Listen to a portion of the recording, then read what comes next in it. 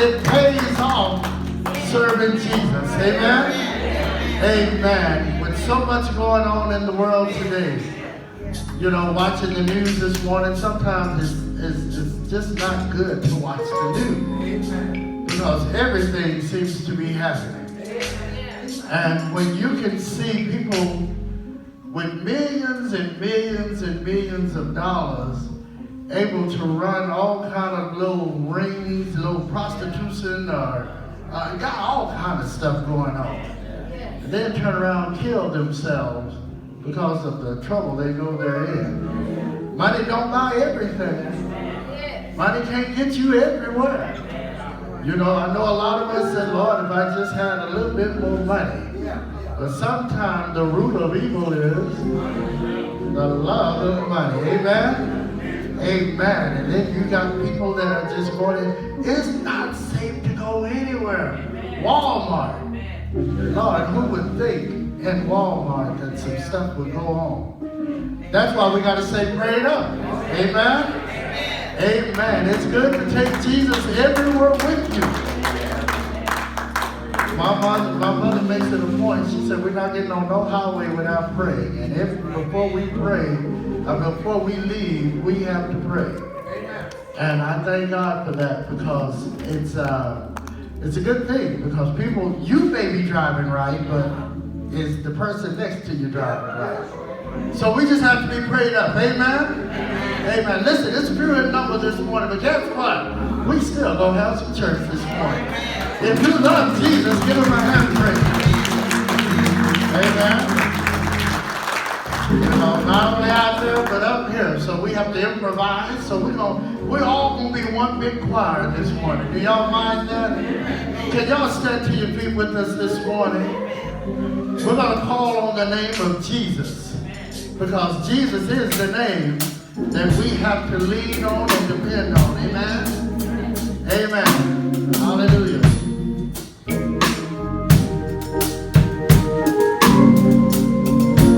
All over the building, let's call his name. Jesus, Jesus, Jesus, Jesus, Jesus. Oh, Jesus, Jesus, Jesus. Oh, Jesus, Jesus. What's his name? Jesus, Jesus.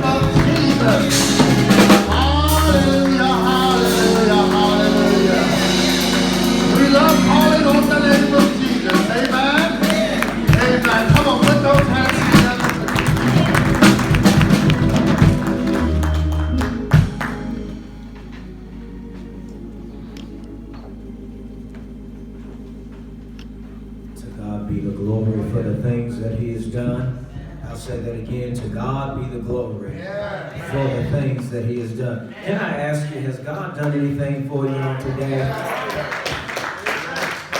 I'm looking at you, so I know he's done something. I know he woke you up this morning because I see you in here on today. We want to give thanks and praise to God for just being good and being God all by himself. And listen, we are, yes, a few in number, but I think we have the right number to praise God on today.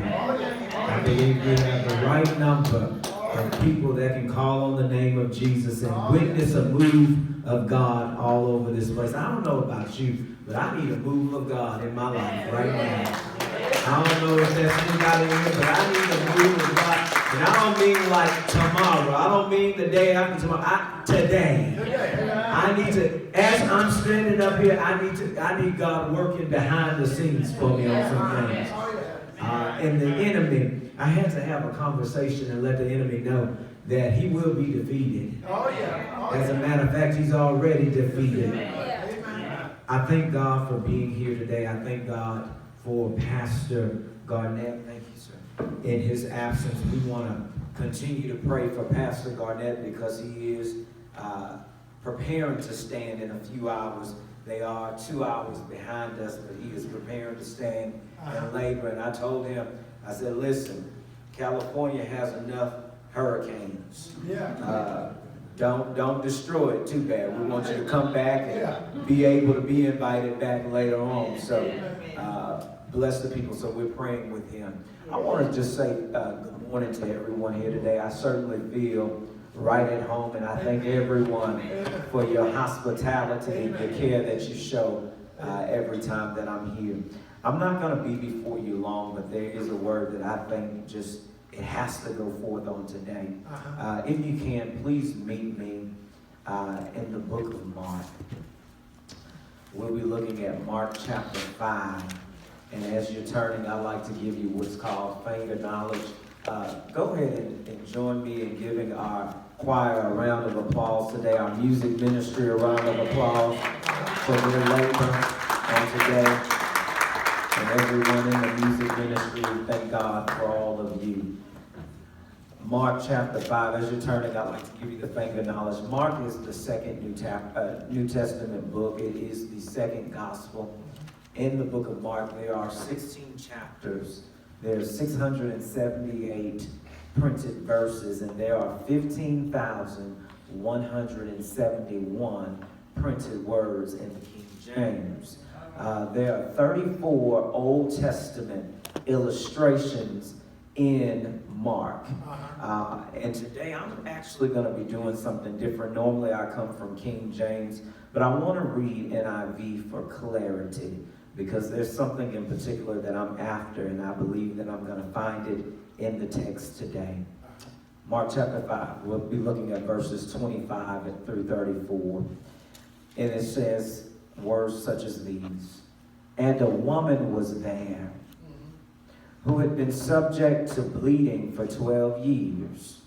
She had suffered a great deal under the care of many doctors and spent all that she had. Yet instead of getting better, she grew worse. When she heard about Jesus, she came up behind him in the crowd and touched his cloak, because she thought, if I just touch his clothes, I will be healed. Immediately, her bleeding stopped, and she felt in her body that she was freed from her suffering. At once, Jesus realized that power had gone out of him. He turned around in the crowd and asked, "Who touched my clothes?" "You see the people in the crowd against you," his disciples answered, "and yet you asked, 'Who touched me?'" But Jesus kept looking around to see who had done it.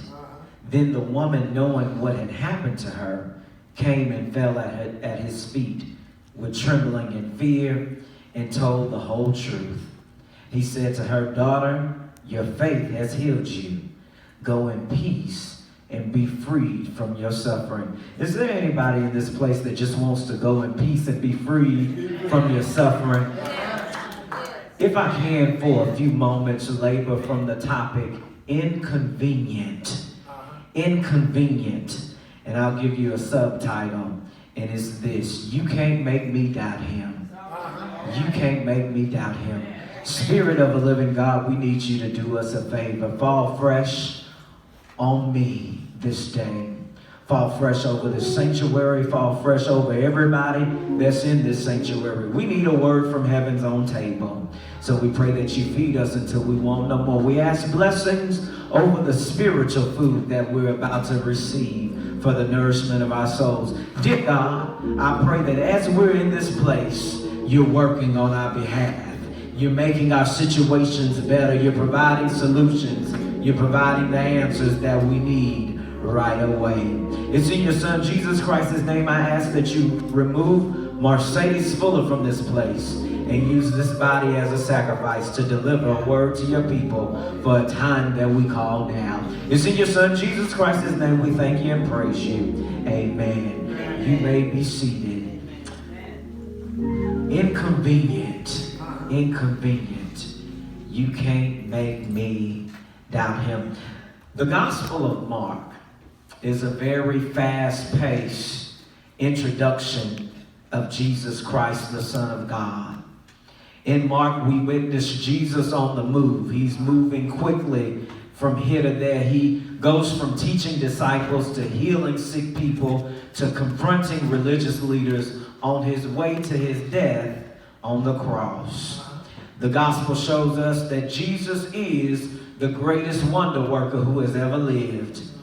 Jesus' miracles prove that Jesus is the greatest crisis manager who has ever lived. The miracles performed by Jesus prove that we can turn to Jesus when we face problems, and we can talk to Jesus about our problems, and we can trust Jesus to handle our problems, and one touch from Jesus will fix all of our problems. Can I say that again? We can turn to Jesus when we face problems. We can talk to Jesus about our problems. We can trust Jesus to handle our problems, and one touch from Jesus will fix all of our problems.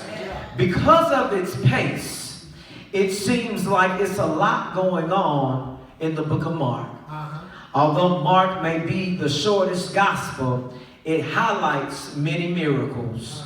As a matter of fact, just in the 5th chapter, there are 3 miracles that are highlighted in Mark.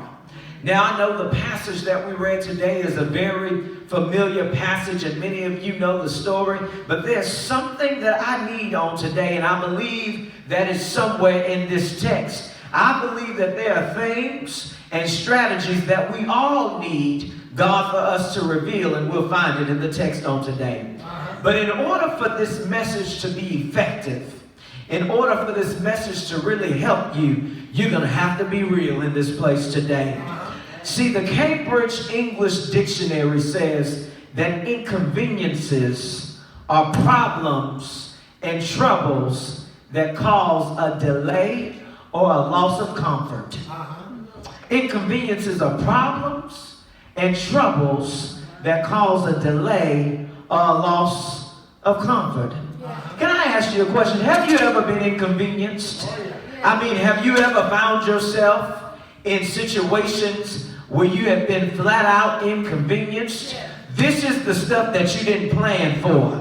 This is the stuff that wasn't on your agenda. This is the stuff that wasn't on your calendar, but it happened anyway. Have you ever been inconvenienced? You couldn't prevent it.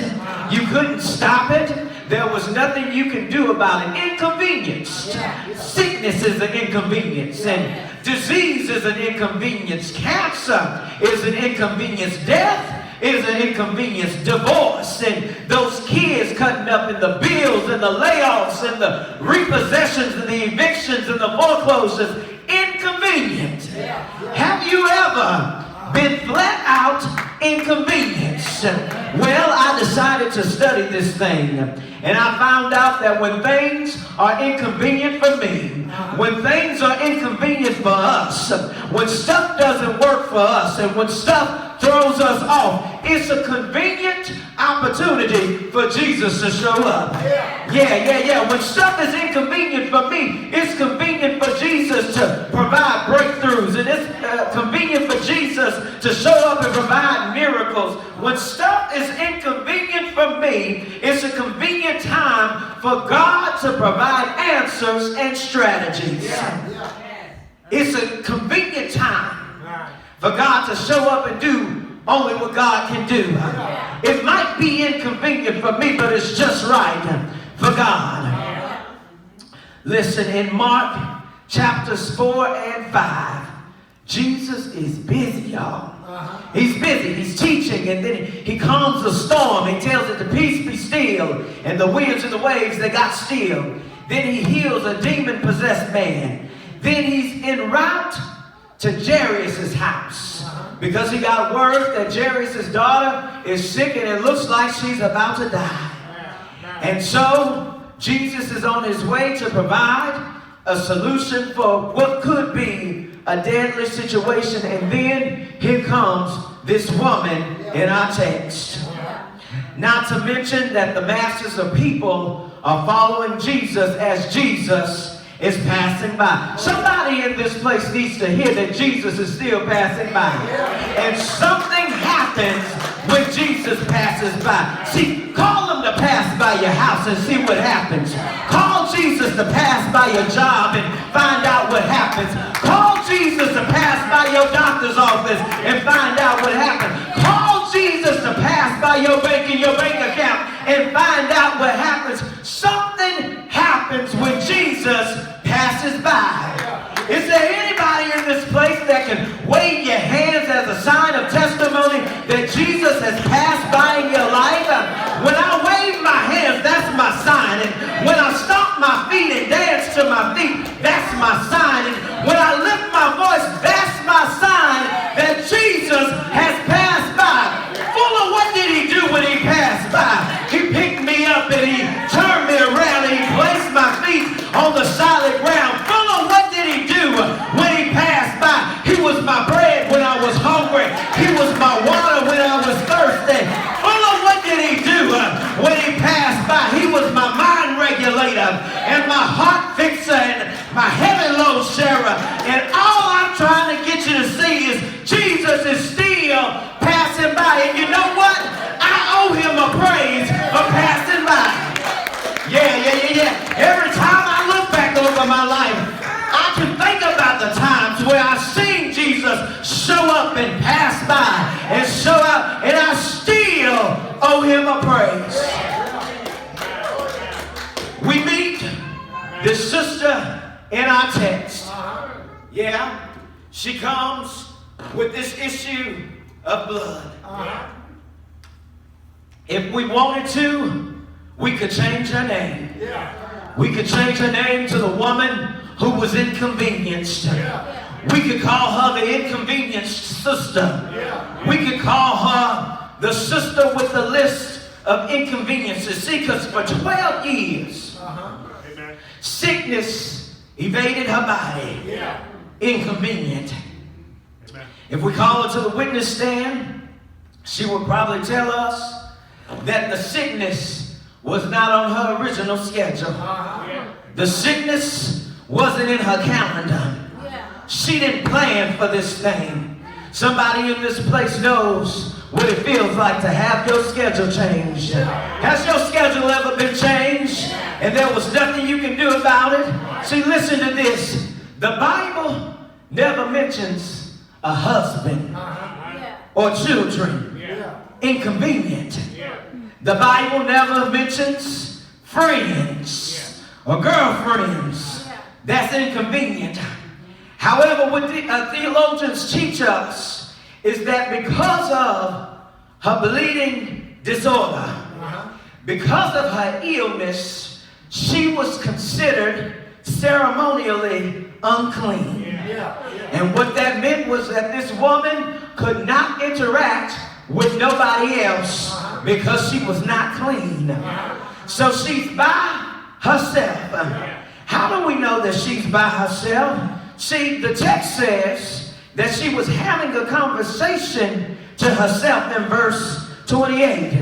It says, she thought, if I could just touch his clothes, I will be healed.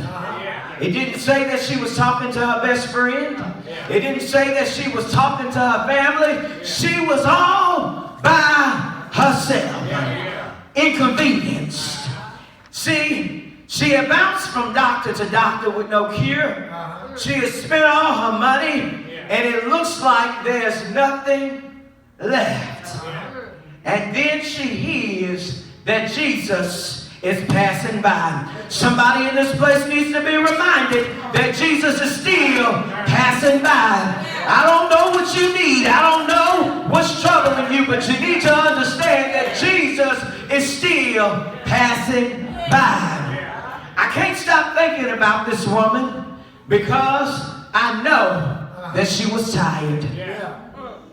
As I wrestled all night long last night with personal matters, and I wrestled with this text, I couldn't stop thinking about how tired this woman must have been.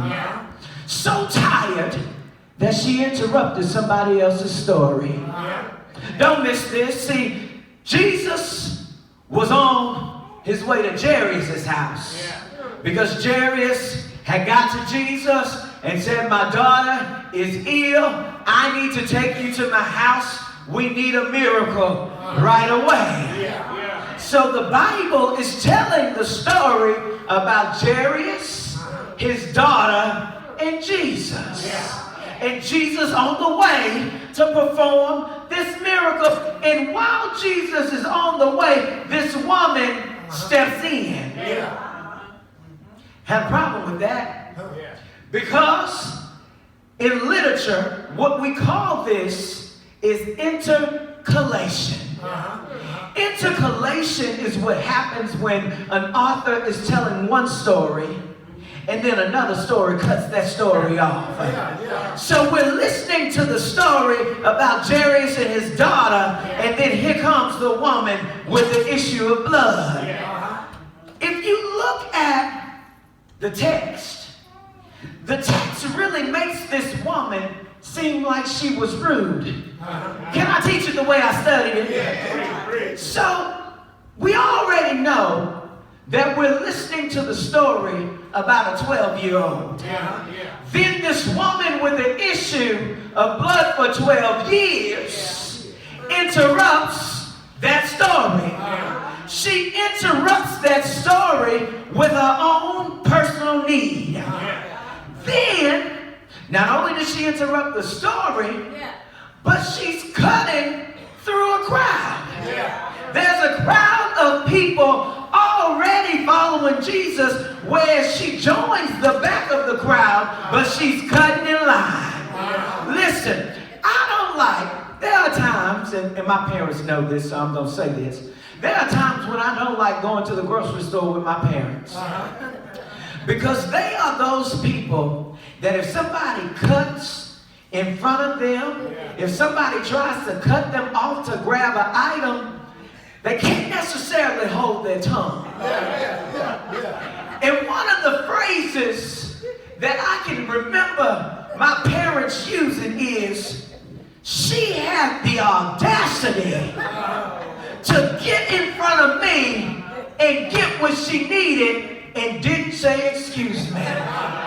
When I was reading this text, I thought about that woman who had the audacity to cut in that line and get what she needed, reach for Jesus and get her breakthrough. And I never read in the text when she said excuse me. The text makes the woman look rude, but I will contest that the woman is not rude, she was just tired. Have you ever been tired of your situation to the point where you fall down on your knees and tell Jesus, I don't know what to do, I don't know what to say, I don't know where to go, all I know is I need you. If I could just touch Jesus, I know that I'll be all right. Not only did she cut somebody else's story off. Not only did she cut in line, not only did she try to get what she needed, but she touched Jesus without his permission. I have a problem sometimes when I'm in random places with people I don't know and they just touch me. I have a problem with that. Tell me who you are. Tell me your name. Tell me something before you touch me. She did not ask permission to get what she needed. She didn't ask permission to touch Jesus. And sometimes your situation will weigh you down so much so when you don't have time to get pretty, when you don't have time to ask permission, when you don't have time to be formal. My situation can be so ugly I don't have time for formalities. All I have time to do is get to the place where Jesus is and touch the hem of his garment. So not only did she touch him without permission, then she took something away from Jesus. King James says, virtue left. But the NIV says, power left. What is virtue? Virtue is the power. This excited me when I read this morning. Virtue and power are the things that you need to fix stuff. Think about it. If this room was dark, we would need power to fix the light. If this room was hot, we would have to use power to turn on the AC. If this microphone was off, we would use power to turn it on. Virtue and power is what you need to fix stuff.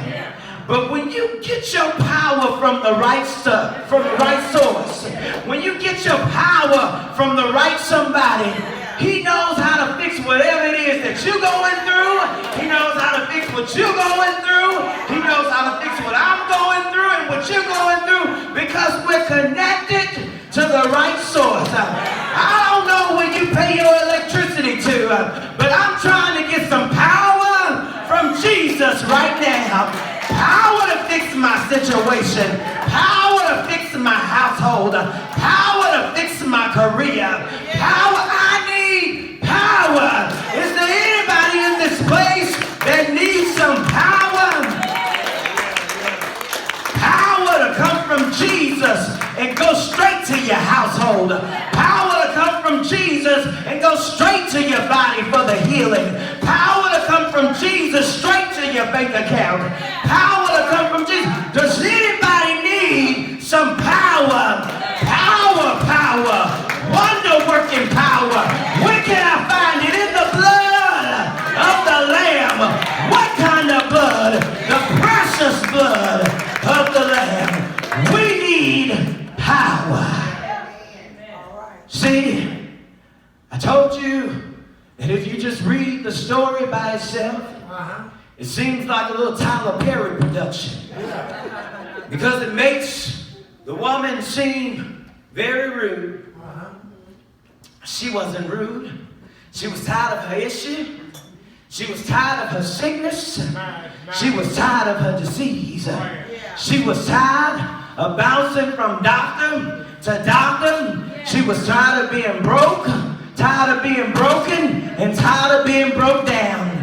And tired of doing this thing all on her own. But I feel like that woman has a few twins and triplets all over the world today. Is there anybody in this place tired of your issue?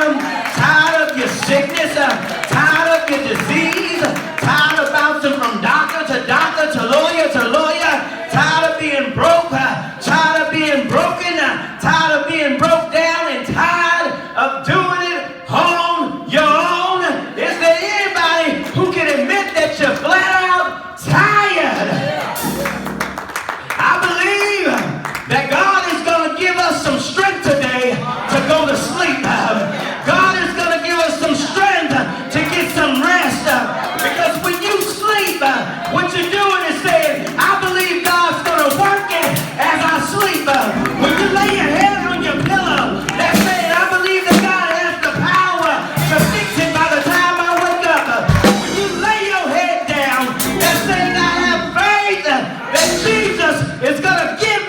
power. The power that I need. The power that I've been praying for. The power that I've been asking for. Jesus has the power. Yeah. Jesus has the power. So, Jesus noticed that the power had left him. He noticed that virtue had left him. And I like this text. It's so much because we learned that Jesus in this text realized two things about this woman. He realized two things. The text teaches us he realized that now she's powerful. And then he realized her faith. Because he acknowledged, he said, where did the power go? I had this certain degree of power in me and it left me. And those disciples, this is why I say it reads like a Tyler Perry story. Because those disciples really made me mad. Because it seemed like they had an attitude. It just, the words that they said and the way I read it, I was like, they couldn't be saying that to my mama because all of them would have been walking without teeth. What they said was, when Jesus said, who touched me? They were like, are you serious? You see all these people over here and you trying to get us to find one person that touched you? But I like what Jesus did. Because see, everything doesn't need a response. I never see where Jesus addressed the disciples about their rebuttal. He went looking for the woman himself. He's looking in the crowd. And let me tell you, power recognizes power. It didn't take long. The text didn't tell me he was searching for days. The text didn't tell me that he was searching for hours. The text said the woman came forth. He looked at her and recognized her power. I want you to know that when God's power transfers from him to you, it's going to be evident that you got God's power in you. How is it going to be evident when you walk into your house and stuff just starts turning around for your good? When the kids start acting right, when things start lining up, when doors start to open, that's how you're going to know that the power went from Jesus to you. I don't know if there's anybody in this place, but I stand in need of some power. When the power transferred to the woman, her situation changed. When the power transferred to this woman, her life changed. When the power transferred to the woman, her whole testimony changed. Before the text started, she was the woman with the issue. At the end of the text, now she's the woman that used to have the issue. I don't know about you, but I'm waiting for my used to testimony. The one that used to be in debt. The one that used to have the issue. The one that used to. I'm waiting for my used to story. And I want somebody to know that your used to ain't too far away. Because when Jesus passes by, he's coming by to see who has faith for a used to story. Who has faith for a shoulda story. Who has faith for a woulda story. I should have been dead, but that was my former story. I should have been sleeping in my grave. That's my former story. I should have been down and depressed. That's my former story. God is looking for some people that have faith to turn their story around. I can hear this woman. Lift up your ears. Can you hear what she's saying? Listen, this is what she's saying. Although I was inconvenienced, I seen God work. That's what she's saying. Although I was inconvenienced, I still feel his power. Although I was inconvenienced, I still witness his ability. Although I was inconvenienced, I still witness the change from his touch. And listen, this is what I had to tell Jesus. Jesus, if you have to inconvenience me to take me to the next level, inconvenience me. Jesus, if you have to inconvenience me and make me uncomfortable to step into my next dimension, inconvenience me. I might not understand it now. I might not see it now. But where you're taking me, if I got to be inconvenienced, inconvenience me. If you're enlarging in my territory, inconvenience me. If you're making me better, inconvenience me. If you're setting me up for my next level, God, inconvenience me. Because I know after this, I'm going to be all right. I can hear the woman now saying, you can't make me doubt him. I don't care what you say. I'm not going to doubt him. I tried everybody else. I'm not going to doubt him. Nothing else seems to work like Jesus. I'm not going to doubt him. Because every time Jesus shows up, he's right on time. But every time Jesus shows up, he's working stuff out. You can't make me doubt him. I don't care what it looks like. You can't make me doubt him. I don't care what it feels like. You can't make me doubt him. Because the Jesus that I trust, you know what he does? He does that exceedingly, abundantly, above what we can ask or think kind of stuff. And I need some exceedingly, I need some abundantly, I need some above what we can ask or think. And I need some power. Yeah. I need some power. I need some power. As I take my seat, I was looking for another example in the text of somebody else that was inconvenienced. And I couldn't shake it, but I just want to hear, I want you to hear this before I move to my closing point. Jesus looked at this woman and he said to her, daughter, your faith healed you. Somebody needs to know that there is healing in your faith. God can do it. God can work it if you have the faith. But what I like next is that he told her, go in peace and be freed from your suffering. What he was really saying was, go get some rest. Because for 12 years, you've been tired. I don't know who else is tired in this place. I'll be honest, I'm tired. If I just look at last night alone, how I tossed and turned, thinking about what I could be thinking about, how I tossed and turned, thinking about problems and issues, and all I can hear Jesus saying right now is go in peace and be freed from your suffering. He's saying go get some rest. Well, in this place needs some rest.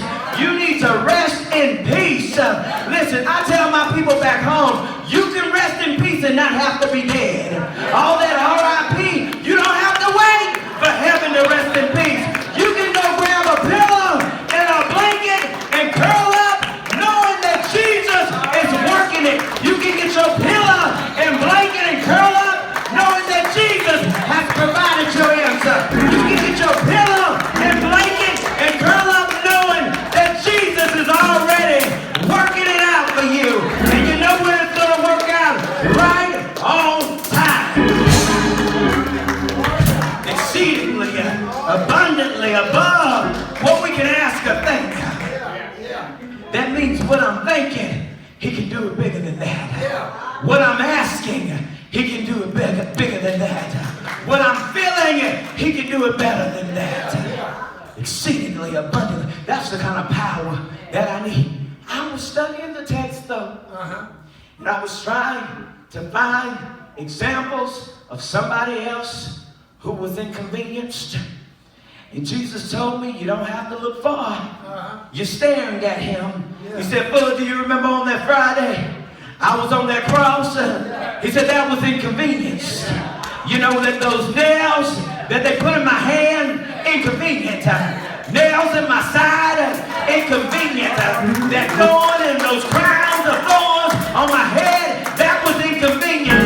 Every time they hit me and that blood started coming down, that was inconvenient. But you know what? I went through inconvenience on that cross. I went through inconvenience when I died. I went through inconvenience when I was buried in that borrowed tomb. I went through inconvenience on Friday night.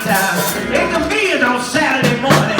Inconvenient midday Saturday. It was inconvenient Saturday midnight. Early Sunday morning. I need you to understand this, that Jesus got up with all power. He got up with all power. Listen, he got up with all power. No matter how inconvenient it may have seemed, he still got up with power. Power, what kind of power? Power to make you give right. Power to make you live right. Power to make you walk right. Power to make you talk right. Power so that you would know, no matter what you're going through, you got the power for it to work out. Your faith is where your healing is. That's what the power is. God bless you. That's your word for today.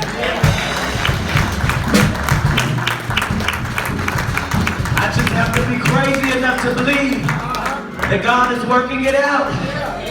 I have to be crazy enough to believe that whatever it is we're going through, He's using it so that people would see His light on the inside of us. And when people look at us, they need to know we've been through some inconvenient stuff, but we're still standing. And He's still working, and He's still God. Something happens when Jesus passes by. I want you to be looking for what's getting ready to happen, because I believe it's getting ready to be good. The doors of the church are now open.